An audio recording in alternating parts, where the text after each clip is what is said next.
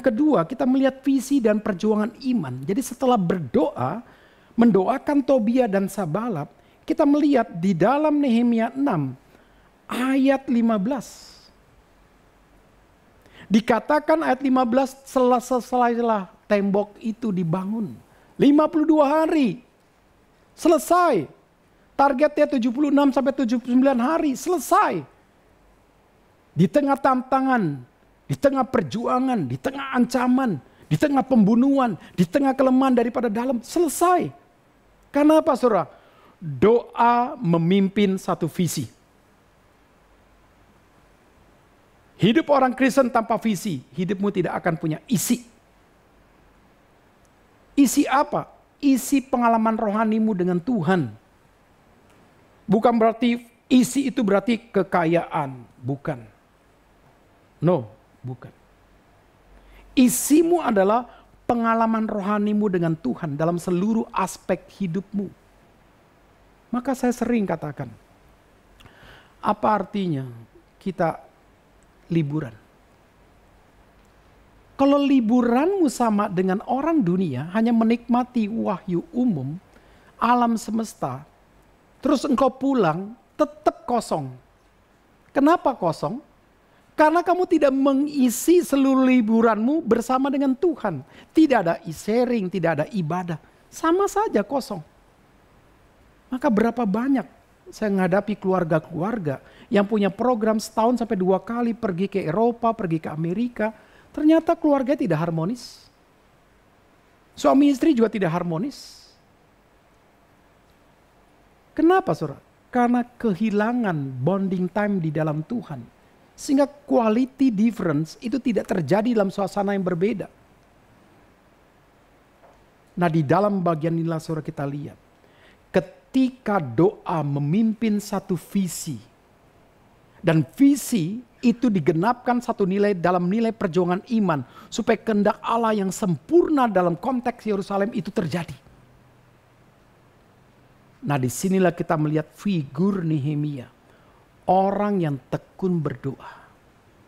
Orang yang setia dalam visinya.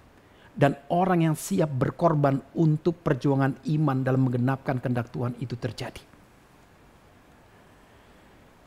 Jadi jikalau kita orang Kristen yang sungguh-sungguh ingin menggenapkan kehendak Tuhan di masa-masa sulit seperti ini. Atau kita ingin menggenapkan kehendak Tuhan di masa-masa kita punya kelemahan dan keterbatasan. Jangan lupa. Ketekunanmu itu adalah bagian daripada pertolongan Allah Roh Kudus yang membuat kita akan bisa konsisten berjalan step by step. Di dalam dunia olahraga ada istilah endurance. Satu kekuatan di dalam kelemahan kita bisa konsisten melewati step by step. Dalam olahraga lari, dalam olahraga sepeda, dalam olahraga renang, dalam orang mau naik gunung, selalu punya nilai yang disebut kekuatan endurance. Yaitu gabungan yang paling kuat adalah mental. Yang menggerakkan semua kekuatan otot, semua kekuatan jantung, oksigen dan otak untuk bekerja. Dan orang yang punya satu mental endurance, dia akan mencapai 1.0, tetapi dia tetap bisa menggerakkan dirinya. Walaupun napas mengap-ngap. Tapi akhirnya mencapai garis finish.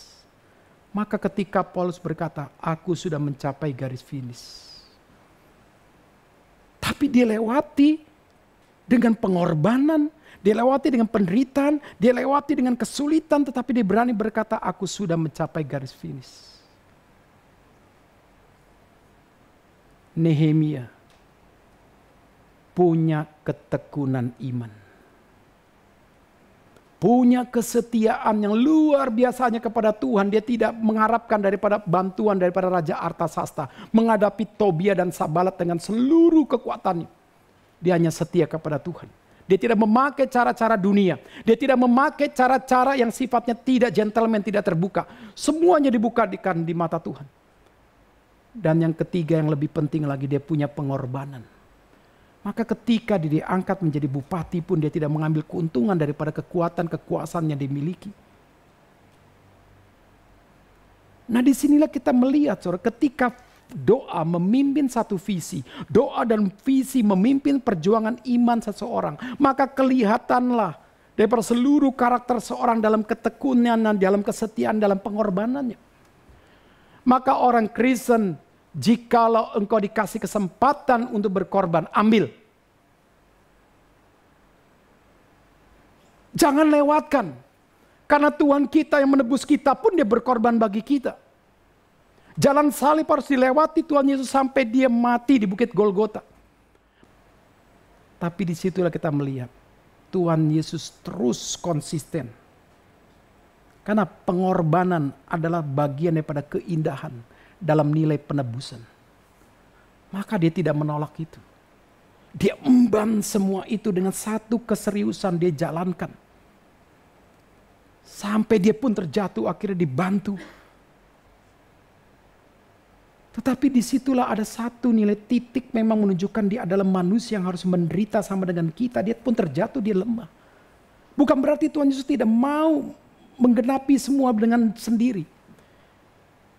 Disinilah saudara kita belajar bahwa ketekunan iman, kesetiaan iman, dan pengorbanan itu adalah kunci rahasia daripada Nehemia, Ezra dengan timnya untuk membangun tembok dalam pertolongan Tuhan.